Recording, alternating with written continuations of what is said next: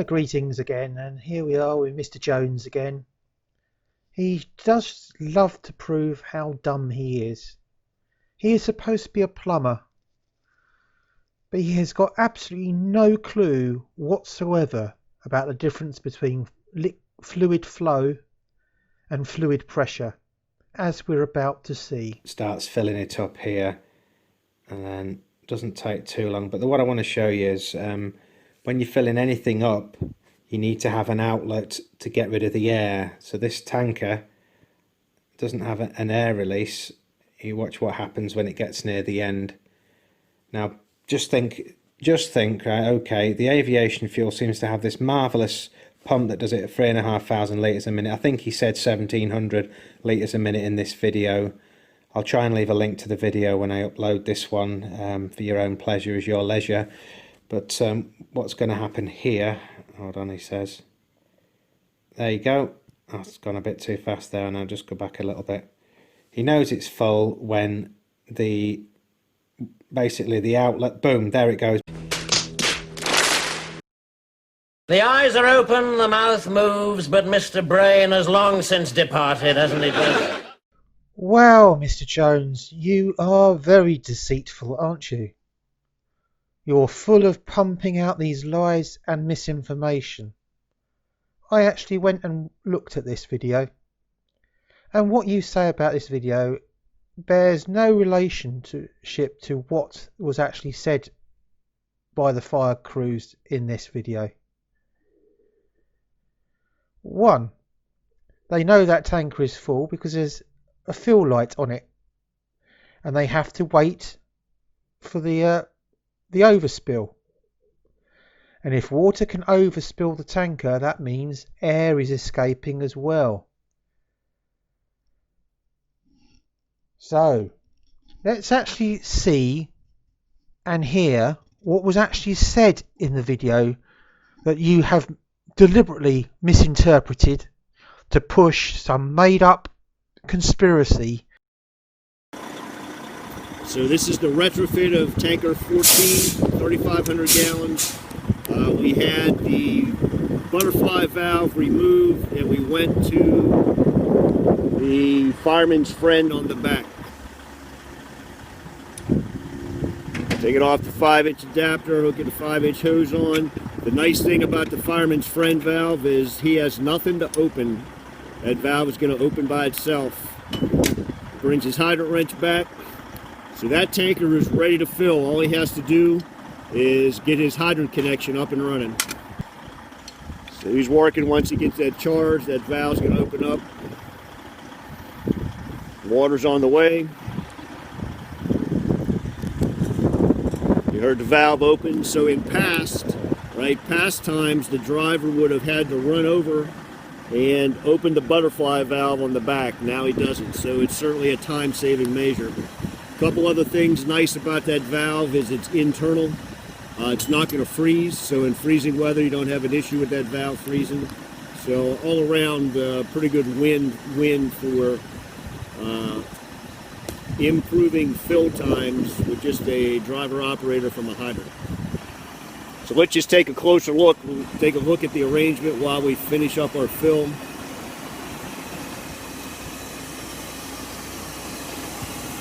There is a drain on it.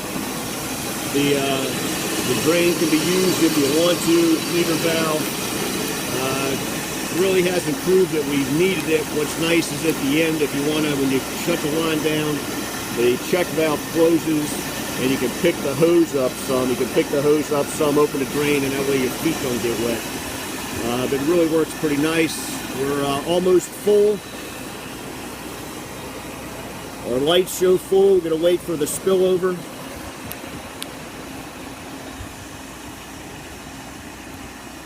And then the operator is going to shut down the hydrant.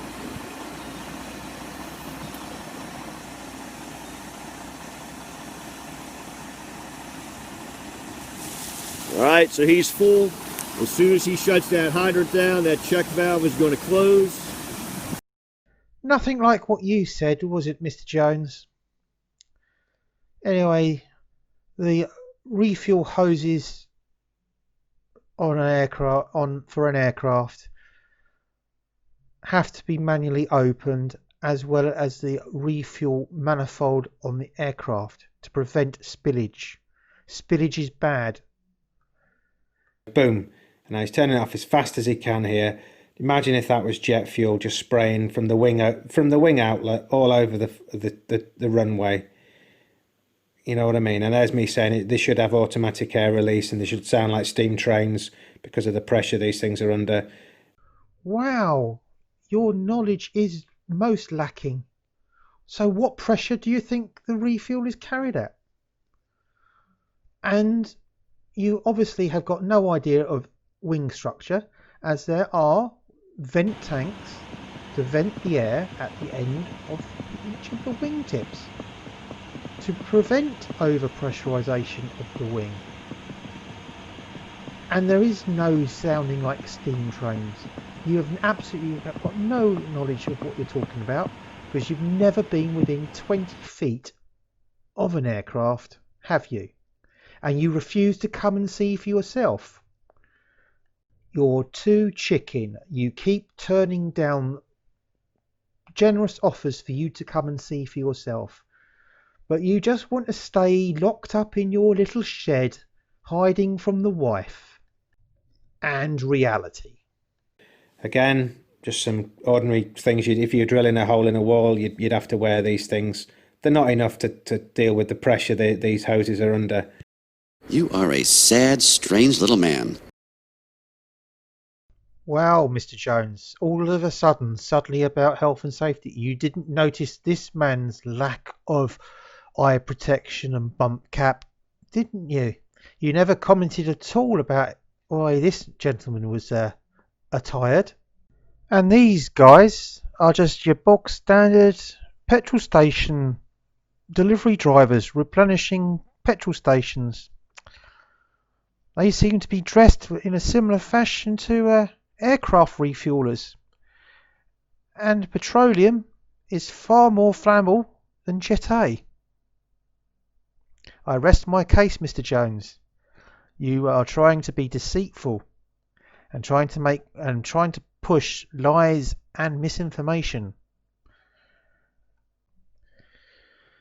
You conspiratards, you look at for the most stupidest excuses to conjure up this lie you want to pump out. You are a bunch of deceiving bastards, aren't you? And your little flock of simpletons believe every word of your lies because they're too lazy to go and look and investigate themselves. And Mr. Jones, as petrol is far more flammable than Jet A, what health and safety precautions do you take when you go and put petrol in your car? Do you get in these great big firefighting suits yourself to put petrol in your car? No. So why should a refueler? If they were real, and there we go, just me saying this guy's got helmet, full face, gloves, jacket, boots, the whole 9 yards, okay? And this is just water. This isn't jet fuel that would actually burn your skin and all the rest of it. You're a sad, laughable figure, aren't you, Percy? You really, really are dumb, aren't you? The reason why this fireman is all kitted up like he is, it's not because he's handling a pressure hose. He's obviously on a training exercise that if to train for a hose breaking or a hose being let loose whilst fighting a fire. That gear is there to protect him from fighting a fire, not handling a water hose. Wow, where do you get your numbers from? They look like you've plucked them straight out of your arse. You don't have a clue what you're talking about, and for a plumber, that's pretty disgusting that you don't know the difference between liquid pressure and liquid flow rate. Now we join some trainee British firemen on an exercise practicing their skills. and listen to the water pressure they demand.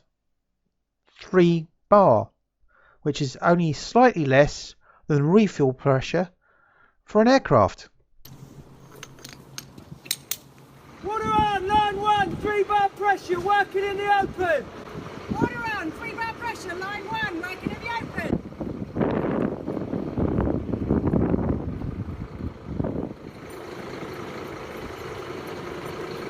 Water on, 3 bar pressure, line 1, working in the open. Water on, 3 bar pressure, line 1, working in the open.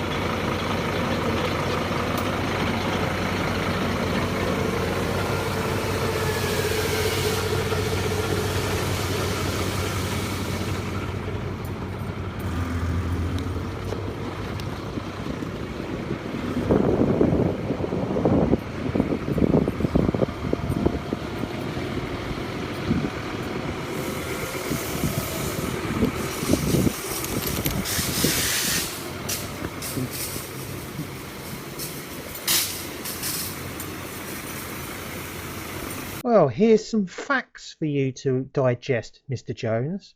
Look at that great big decal on that panel.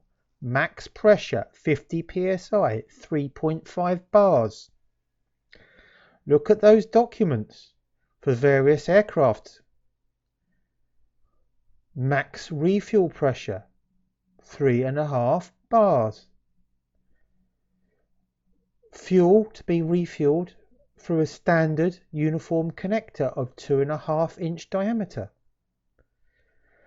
Around about 1580 litres per minute per connection. So where is this 3,500 litres per minute figure you are quoting coming from, Mr. Jones? And if you look, one of those bits of information isn't regarding the 380. Look at those connectors in the wing there. They're self-sealing. Same with the actual hose line that the Bowser driver is attaching. That's why we don't have fuel spillages. Fuel spillages are bad.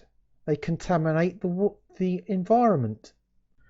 Conclusion is, once again, you are talking rubbish. You have no idea, no knowledge of what you're talking about. Flow rate and pressure are two separate things. The fluid pressure is created by how restrictive the exit nozzle of the pipe is. You can have 1500 litres per minute coming out of a pipe at 50 psi or 100 psi. It all depends on how narrow the orifice is that the liquid is exiting compared to the delivery pipe. Surely a plumber should know that. That's all, folks. Thanks for watching.